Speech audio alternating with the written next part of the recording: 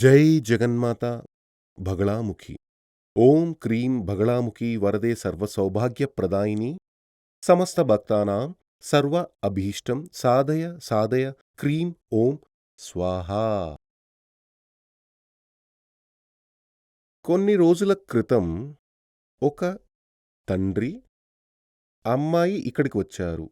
ఆ అమ్మాయి గురించి చెప్పాలంటే ఆ అమ్మాయికి 35 ఏళ్ళు నిండాయి. కాబట్టి అమ్మాయి అని చెప్పలేం కదా! ఒక లేడీ. తండ్రి, ఆ అమ్మాయి, ఆ లేడీ వచ్చారు. వచ్చి జాతకం చేతికిచ్చారు. జాతకం బాగానే ఉంది.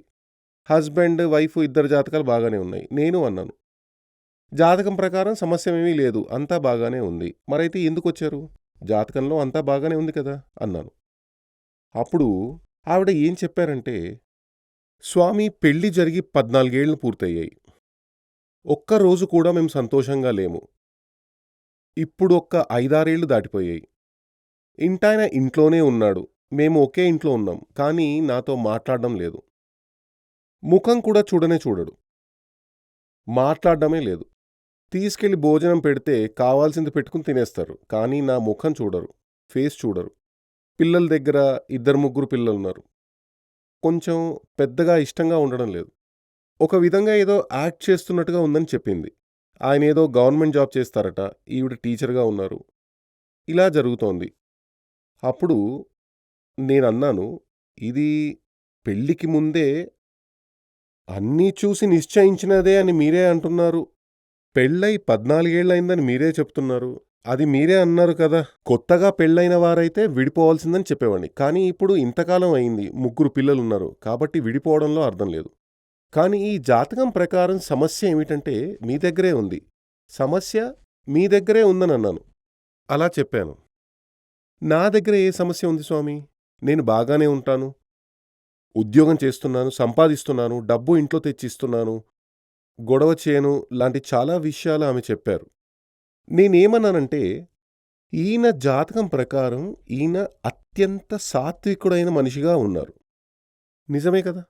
నువ్వు ఏమన్నా సరే ఆయన మాట్లాడకుండా ఉండిపోతారు. ఊరికే సైలెంట్‌గా ఉన్నారు అంతే కదా! అవును స్వామీ, అలాగే ఉన్నారు. అస్సలు మాట్లాడడం లేదు. అదే స్వామీ నా సమస్య, నా మనసులో ఉన్న కష్టమే అది. కానీ పెళ్ళైన రోజు నుండి నువ్వు 100 మాట్లాడితే ఆయన ఒకటే మాట్లాడతారు అంతే కదా! అవును స్వామీ, అలాగే ఉండేది. నీకు వచ్చిన సమస్య ఏమిటంటే, సింపుల్ అయిన ఒక విషయానికంటే 5 నిమిషాలు మాటాల్సిన ఒక విషయాని కోసం 50 నిమిషాలు మాట్లాడతావు. ఇదే నీ సమస్య. నీ జాతకం ప్రకారం రెండో స్థానంలో పాపగ్రహాలున్నాయి. ఆ పాపగ్రహాలనేవి నీ నాలుక మీద ఉంటూ నీ మీద విరక్తి కలిగేలా నువ్వు మాట్లాడేలా చేస్తున్నాయి. ఖచ్చితంగా చూడండి, మీ యొక్క ఇంట్లో మీ ఇంటాయన మీతో ప్రేమతో, అనురాగంతో లేదంటే మానసికంగా, ఫిజికల్‌గా ఆయన ఇంట్లోనే ఉన్నప్పటికీ మెంటల్‌గా ఎక్కడో ఉంటారు. అలా ఉందంటే సందేహమే లేదు. సమస్య ఆయనది కాదు. సమస్య ఖచ్చితంగా మీతోనే. మీ యొక్క నాలుక మీద విషం. ఆ నాలుక మీద విషం. అదే మీకు ఎఫెక్ట్ చూపిస్తోంది. అదే అంతటికి కారణం. మిగిలిన వారి గురించి మీరు ఎప్పుడూ తక్కువ చేసే ఆలోచిస్తారు. తక్కువ చేసి మాట్లాడతారు. మీ నాలుక వల్లే మిగిలిన వాళ్ళు మిమ్మల్ని ద్వేషించే విధంగా మీరు మాట్లాడతారు. దానంతటికీ కారణం రెండో స్థానంలో ఉన్నటువంటి పాపగ్రహాలే. ఇంతకుముందే చెప్పాను ఒక వీడియోలో, రెండో స్థానంలో పాపగ్రహాలుంటే ఫైనాన్షియల్ సమస్యలు ఎక్కువగా ఉంటాయి. అదే విధంగా మంచి ఒక కుటుంబ జీవితం లేదంటే కూడా హస్బెండ్, వైఫ్ ఇద్దరి మధ్య ఒక అన్యోన్యత లేకపోతే, మీ భార్యకి లేదా మీ ఇంటాయనకి మీ మీద ప్రేమానురాగాలు లేకపోతే దీనికంతటికీ కారణం అదే విధంగా మీరు చదివిన చదువు మీకు ఉపయోగించకపోతే, మీ క్వాలిఫికేషన్‌కి తగ్గట్టుగా మీకు ఉద్యోగం లభించలేదంటే, మీ సామర్థ్యానికి తగ్గట్టుగా ఉండే సాలరీ లభించడం లేదంటే, ఇప్పటి వరకు మీరు సొంతిల్లు కట్టడం సాధ్యం కాకపోతే, సందేహం అక్కర్లేదు. జాతకంలో రెండో స్థానంలో ఉండే పాపగ్రహాలే అందుకు కారణం. కాబట్టి దానికి మీరు పరిహారం చెయ్యాల్సిందే. రెండో లగ్నం అనేది ధనం, భాగ్యం, విద్య, ఆనందం, అంతస్తు, క్వాలిటీ, స్వభావం ఇవన్నీ లగ్నం రెండో స్థానం. ముఖ్యంగా రెండో స్థానం. కాబట్టి ఆ రెండో స్థానం అనేది జీవితానికి అత్యంత ముఖ్యమైన స్థానం. 12 రాశులు ముఖ్యమైనవే. అయినప్పటికీ మీకు పాపగ్రహాలుంటే, ఆ పాపగ్రహానికి పరిహారం చెయ్యాలి. ఏ పాపగ్రహం అక్కడ ఉందో, ఆ రెండో స్థానానికి అధిపతి అయిన గ్రహం ఏ రాశిలో, ఏ గ్రహంలో యొక్క ఛాయలో ఉందో, దానికి అనుగుణంగా పరిహారం చెయ్యాలి. గతంలో ఒక వీడియోలో చెప్పిన విధంగా, ధన ఆకర్షణ యాగం అనేది ఫైనాన్షియల్ ప్రోగ్రెస్ కోసం మాత్రమే చెయ్యాలి. ఫైనాన్షియల్ సమస్యకి ఒక్కో వ్యాధికి ఒక్కో మందు అని అంటారు కదా! ఒక్కో వ్యాధికి ఒక్కో మందు. అదే విధంగా ధనస్థానంలో పాపగ్రహం ఉండి మీకు పెద్ద స్థాయిలో ఫైనాన్షియల్ సమస్య కలిగిస్తోన్న పరిస్థితుంటే, ఫైనాన్షియల్‌గా స్టెబిలిటీ లభించాలంటే, ఫైనాన్షియల్‌గా గ్రోత్ రావాలనుకుంటే, అప్పుల బాధ తీరిపోవాలంటే, అప్పులు లేని ఒక జీవితం మీ సొంతం కావాలంటే, ఖచ్చితంగా మీరు మహాకుబేర ధన ఆకర్షణ యాగం చెయ్యాల్సి ఉంటుంది. కానీ కుటుంబంలో సఖ్యత లేదు, సంతోషం ఉండడం లేదు. దీనంతటికీ కారణం ముందుగా మీరు మీ యొక్క నాలుకకి, మీరు మొగైనా, ఆడైనా సరే మీ నాలుకకి తాళం వేయాలి. కంట్రోల్‌గా ఉండాలి. మాటలు కంట్రోల్‌గా మాట్లాడాలి. దానిని ఒకే ఒక మార్గం ఏమిటంటే, కోపం వచ్చినప్పుడు మాట్లాడకుండా ఉండాలి. అది కొంచెం కష్టమే. అందరి వల్ల కంట్రోల్ చేయడం వీలు కాదు. కోపం వచ్చినప్పుడు ఏం చెయ్యాలంటే, ఒక నిర్ణయం తీసుకోవాలి. సొంతంగా ఒక డెసిషన్ తీసుకోవాలి. కోపం వస్తే నేను మాట్లాడను. ఆ సమయంలో భయంకరంగా కోపం వచ్చినా పళ్ళు బిగపెట్టుకుని 1, 2, 3, 4, 5, 6, 7, 8 అంటూ ఎంచుకుంటూ పోవాలి. ఒక 50 వరకు వెళ్ళండి. మళ్ళీ అక్కడ నుండి క్రిందికి రండి. ఖచ్చితంగా ఇలా చేసి చూడండి కోపం వచ్చినప్పుడు. పళ్ళు బిగపెట్టుకుని 1, 2, 3, 4 అంటూ మీరు లెక్క పెట్టాలి. కోపం కంట్రోల్ అవుతుంది. కోపం కంట్రోల్ అయిన తర్వాత మాట్లాడితే మీకు గొడవ రానే రాదు. అలాగని అన్నిసార్లు అలా వీలు కాదు. ఈ రెండో స్థానంలో రాహు, శని లాంటివి ఉంటే మీరు మాట జారుతారు. అంటే ఆడవాళ్ళైతే దగ్గర తీసుకోవాలనే విధంగా కాకుండా కొట్టాలనిపించేలా మాట్లాడతారు. చాలామంది ఆడవాళ్ళని నేను అడుగుతూ ఉంటాను. హస్బెండ్, వైఫ్ ఇద్దరూ వస్తారు. నేను వాళ్ళ దగ్గర అడుగుతాను. మగవాళ్ళ గురించి అడుగుతాను. ఈరోజు ఈయన మిమ్మల్ని కొడతాడా? ఏం స్వామి అలా అడుగుతున్నారు? రోజూ మీరు దెబ్బలు తినేలాగా ఈయన జాతకం ఉంది. ఫేస్ అలాగే ఉంది. అవును స్వామి, భరించలేకపోతున్నాను. కుటుంబంలో గొడవ వద్దని నేను మౌనంగా ఉంటాను అని వాళ్ళు చెబుతూ ఉంటారు. ఎందుకలా అంటే ఆయన జాతకం ప్రకారం సాత్వికుడుగా ఉన్నారు. ఒకవేళ రాక్షస స్వభావం ఉంటే రోజూ ఆ గొడవ ఇంకా పెద్దగా జరిగేది. కాబట్టి రెండో స్థానంలో మీకు ఇదే విధంగా ఉంటే, పాపగ్రహం ఉంటే మీ నాలుకే మీకు శత్రువు అని దానికి అర్థం. దానికి మీరు ఏం చెయ్యాలంటే నాలుకకి తాళం వేయాలి. దానికి సంవాద సూక్త యాగం చెయ్యాలి. సంవాద సూక్త యాగం చేసేటప్పుడు కుటుంబంలో సఖ్యత చేరుకుంటుంది. కానీ సంవాద సూక్త యాగం చేసినప్పటికీ మీరు మళ్ళీ మళ్ళీ కూడా చేస్తూనే ఉండకూడదు. మీరు కూడా కొంచెం కంట్రోల్‌గా ఉండాలి. ఇది ఒకే విధమైన మానసిక రోగం లాంటిది. అనవసరంగా ఊహించుకోవడం, అనవసరంగా థింక్ చేయడం, అనవసరంగా మాట్లాడడం, చిన్న విషయాలని పెద్దగా చేయడం అలాంటివన్నీ ఒక ఏం చెప్పొచ్చంటే kind of depression. That is kind of depression. అదంతే. ఒక విధమైన మానసిక వ్యాధి. ఒక రకమైన మనోవ్యాధి. దానిని ఏం చెయ్యాలంటే మానస మిత్ర హోమం చెయ్యాలి. మానస మిత్ర హోమం. అది ఈ ఆయుర్వేద డాక్టర్ లాంటి వాళ్ళ దగ్గరికి వెళ్తే మనోవ్యాధికి ఆయన మానస మిత్ర వడగం అని కూడా ఒకటుంది. మానస మిత్ర వడగం అని మనోవ్యాధికి ఇచ్చే ఒక మందు. అదే విధంగా మానస మిత్ర వడగం అనేది మనోవ్యాధికి మందు. అదే విధంగా మానస మిత్ర హోమం మనోవ్యాధి కోసం మంత్రం, యాగం. అది గాని చేస్తే మీ మనసుని కంట్రోల్ చేయవచ్చు. రెండో స్థానంలోని పాపగ్రహం యొక్క మూర్ఖత్వం, నీచత్వం కంట్రోల్ చేయవచ్చు. ప్లస్ కుటుంబంలో సఖ్యత, సంతోషం లాంటివన్నీ సిద్ధించాలంటే సంవాద సూక్త యాగం చెయ్యాలి. సంవాద సూక్త ఈ మంత్రం చాలా చిన్నదే. అది సైజులో చాలా చిన్నదే. అంటే ఒక చిన్న సూక్తం. సంవాద సూక్తం. సూక్తం అంటే మంత్రమని అర్థం. సంవాదం అంటే వాదన అని అర్థం. సంవాద సూక్తం అంటే వాదన లేకుండా చేసేది అని అర్థం. సఖ్యత చేకూరుస్తుంది. ఆ సంవాద సూక్త మంత్రాన్ని సొంతంగా జపించడం కూడా మంచి విషయమే. మీ ఇంటాయన తీరు సరిలేదు, మీ భార్య తీరు సరిలేదు, మాటలు వల్లే గొడవ వస్తోందని పరిస్థితి ఉంటే, మీరు దానికి సంవాద సూక్త జపం చేసి, ఆ జలాన్ని వారు తాగడానికి ఇస్తే చాలు. ఖచ్చితంగా మీరు అలా చేసి చూడండి. ఇందులో తప్పకుండా ఫలితం లభిస్తుంది. దానికోసం మీకు ఒక ఉదాహరణ చెబుతాను. అంటే మీరు అనుభవంలో నుండి తెలుసుకోవడానికి. ఇంట్లో చిన్న పిల్లలుంటారు కదా! చిన్న పిల్లలు. ఆ పిల్లలు రాత్రిళ్ళు ఉలిక్కిపడి లేచి ఏడుస్తూ ఉంటారు. కొన్నిసార్లు రాత్రిళ్ళు నవ్వుతారు. కొన్నిసార్లు ఏడుస్తారు. రాత్రిళ్ళు నిద్రపోరు. ఉలిక్కిపడి లేచి ఏడుస్తూ ఉంటారు. మీరొకటి చేయండి. చిన్న బిడ్డ కదా! వాళ్ళకేం తెలీదు కదా! కొంచెం విభూది తీసుకొని, చేతిలో వేసుకొని, విభూదిలో ఓం నమఃశివాయ అని రాయాలి.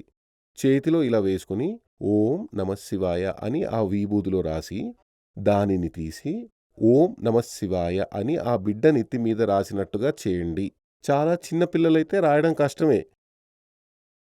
వాళ్ళు కళ్ళల్లోకి డస్ట్ వెళ్ళకూడదు. ఓం నమఃశివాయ అని రాసి చూడండి. ఖచ్చితంగా ఆ బిడ్డ సంతోషంగా, ప్రశాంతంగా, హాయిగా నిద్రపోతుంది. ఇది నేను చాలా మందికి నేర్పించాను.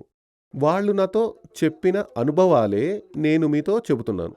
అన్ని వీడియోల్లో అలాగే చెబుతాను.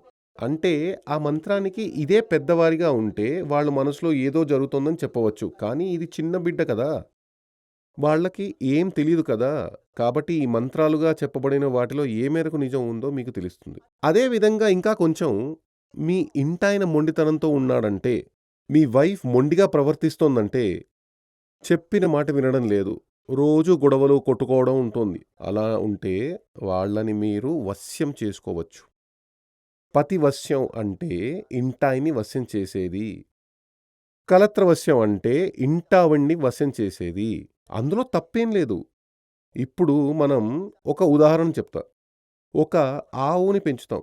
ఆ ఆవుకి కట్టు విప్పేస్తే అది ఎక్కడ పడితే అక్కడ వెళ్లి తిరుగుతుంది. ఆ ఆవు అలా వెళ్లకుండా ఉండాలంటే ఏం చేయాలి? మనం దాన్ని కట్టేసి ఉంచాలి. కదా!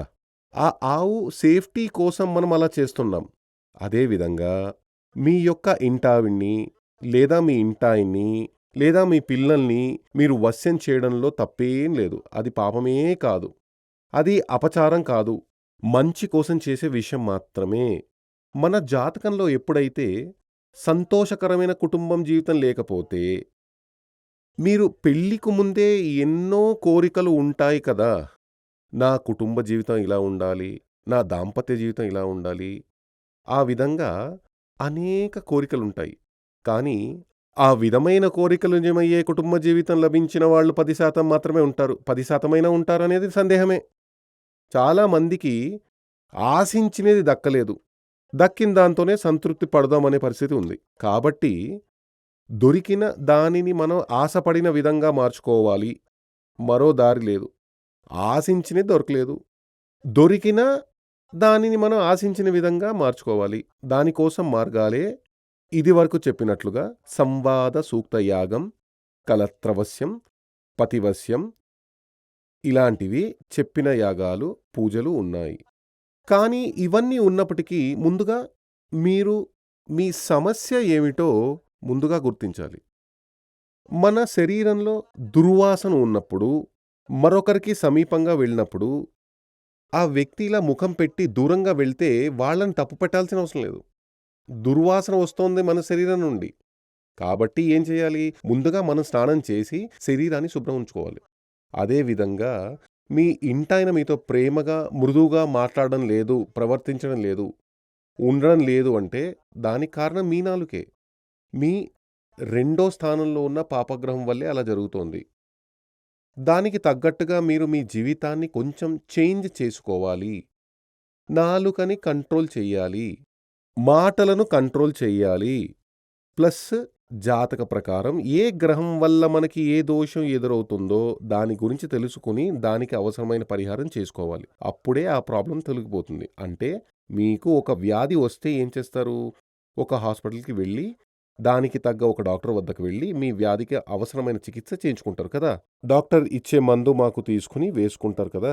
వ్యాధి తగ్గిపోయి మళ్ళీ మనకి ఆరోగ్యం లభిస్తుంది.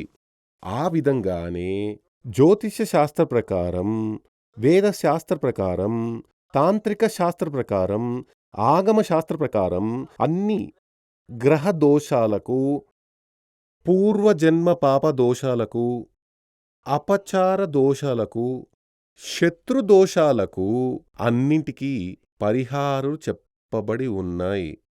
కానీ ఆ పరిహారాలను శాస్త్ర ప్రకారం చేసినప్పుడు మాత్రమే మనకి ఫలితం లభిస్తుంది.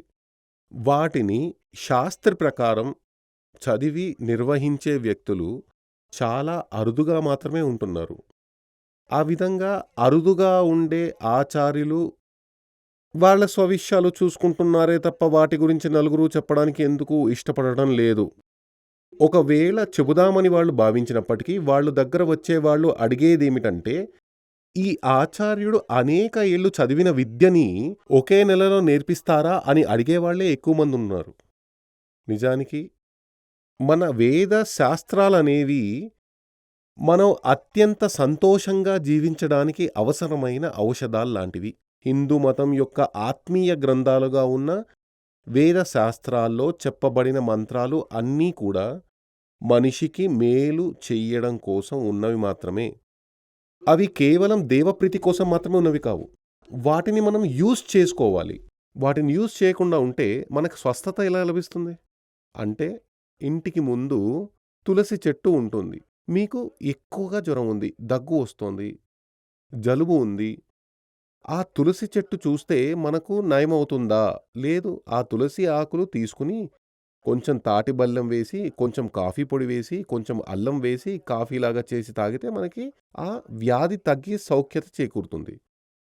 కాబట్టి ఆ తులసి ఇదివరకే చెప్పిన ఆ కాఫీ పొడి, అల్లం లాంటివన్నీ చేర్చి మనం యూజ్ చేసినప్పుడే మనకు ఆ ఫలితం లభిస్తుంది. అదే విధంగా వేద మంత్రాలన్నీ విద్యలు లాంటివి, ఔషధాలు లాంటివి. వాటిని ఉపయోగించాలి. వాటిని ఉపయోగిస్తే జీవితం ఎల్లప్పుడూ రాజయోగంగా ఉంటుంది. ఆయురారోగ్య సౌఖ్య సిద్ధి మనకి లభిస్తుంది. మంచి కుటుంబం జీవితం లభిస్తుంది. సంతోషంగా జీవించాలి. సంతోషంగా జీవించాలంటే ముందుగా మనకి దారిద్ర్యం లేకుండా ఉండాలి. రెండోది మనసు కోరుకుంటున్నట్టుగా జీవితం ఉండాలి. జోడి అని అంటారు. ఆ జోడి మన మనసుకి నచ్చిన వ్యక్తిగా ఉండాలి. అది మగవారైనా సరే, ఆడవారైనా సరే. ఆ విధంగా అవన్నీ మనకి సమకూరాలి. ఆయుష్షు, ఆరోగ్యం, డబ్బు, భాగ్యం ఇవన్నీ లభించినా ఇవన్నీ మనకి ఏవేవి అవసరమో జాతకంలో ఎక్కడెక్కడ వీటికి మైనస్ ఉందో, ఎక్కడెక్కడ ఏ చెట్టు వాడిపోయి ఉందో అక్కడే మనం నీళ్లు పొయ్యాలి. అప్పుడు ఆ చెట్టు ఉన్న పరిస్థితుల్లో మార్పు వచ్చి పుష్టిగా మారి ఫలితాన్ని అందిస్తుంది. అదేవిధంగా జాతకంలో 5 పాపగ్రహాలున్నాయి. శుభగ్రహాలు 4. నవగ్రహాల్లో 5 పాపగ్రహాలే. ఆ పాపగ్రహాలు జాతకంలో ఏ రాశిలో ఉన్నాయో ఆ రాశి దేని ఛాయలో ఉందో అక్కడంతా సమస్య ఉంటుంది. కాబట్టి ఆ పరిస్థితి రాకుండా ఉండాలంటే దానికి సంబంధించిన పరిహారాలను ఆయా సందర్భాల్లో చెయ్యాలి. కొందరి జాతకంలో చాలా గొప్ప రాజయోగాలు కనిపిస్తూ ఉంటాయి. కానీ ఏది వర్కౌట్ కాదు. కాబట్టి అలాంటి దోషాలన్నీ జాతకంలో ఉంటే, వ్యాధి ఉంటే దగ్గరలో చాలామంది డాక్టర్లున్నారు. ఆ డాక్టర్ దగ్గరికి వెళ్లి ఇచ్చిన మందులు తినకుండా ఆ వ్యాధితోనే జీవించడంలో అర్థం లేదు. అదేవిధంగా ఏదైతే దోషం ఉందో ఆ దోషానికి పరిహారం ఉంటే దానిని చేసి జీవితంలో మనం సంతోషంగా జీవించాలి. ఎందుకంటే జీవితం చాలా చిన్నది. ఆ చిన్న జీవితంలో హ్యాపీగా ఉండాలి. సంతోషంగా జీవించి ముగించాలి. మన జీవితం అనేది ఎదుటవారి కోసం తాకట్టు పెట్టేదిగా ఉండకూడదు. మన జీవితం మనకు మాత్రమే. సంతోషంగా జీవించాలి. ఇతరుల కోసం త్యాగం చేసి జీవించడానికి కాదు. మన జీవితం ఈ మట్టిలో పుట్టిన ప్రతి ఒక్కరికి ఇక్కడ సంతోషంగా జీవించే హక్కు ఉంది. ఆ హక్కుతోనే మనమందరం జీవించాలి. జగన్మాత మహాదేవి అనుగ్రహంతో మీరందరూ హక్కుతో కూడిన జీవితం జీవించే సకల సౌభాగ్యాలు నిండిన జీవితం లభించాలని కోరుకుంటూ ఆశీర్వాదం చేస్తున్నాను.